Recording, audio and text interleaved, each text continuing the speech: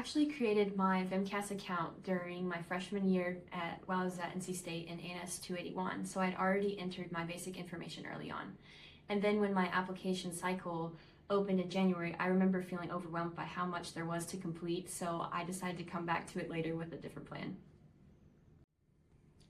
During the semester, I dedicated time on the weekends to work on my application. However, the bulk of my work happened after finals, so I could fully focus my attention on the application. And by May, when supplemental applications opened, I was able to shift my attention to essay writing and continue working on that throughout the semester. The experience section took the most time for me. While brainstorming and writing essays definitely required thought, once I had a clear direction, those came together relatively quickly. However, the experience section required careful attention to detail. I spent a lot of time ensuring accuracy in dates, hours, supervisor information, as well as refining how I described each of the roles.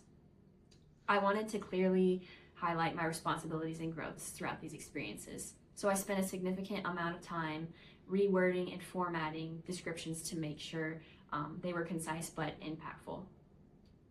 I still was editing these experiences up until the week I submitted my application. I was very intentional in selecting experiences that demonstrated diversity, depth, and duration.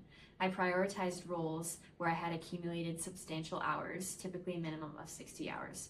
For my research position, I had multiple research projects, so I separated them into the different projects so I could highlight the specific skills and contributions that I had associated with each one better, while still maintaining strong hour totals. The only experience that I had that was under 60 hours was a unique jellyfish experience, which was 10 hours, but I included it because it was extremely specialized and had a different dimension to my application. For my personal statement, I wanted to be very clear and structured in communicating my interest in veterinary medicine. I focused on 3 key aspects of the field that I believe are interconnected and define my interest in the profession. These are clinical care, research, and teaching.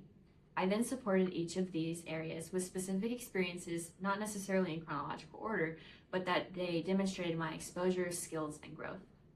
My goal was to present a cohesive narrative that not only explains why I want to pursue veterinary medicine, but also shows how my experiences intentionally prepared me for that path.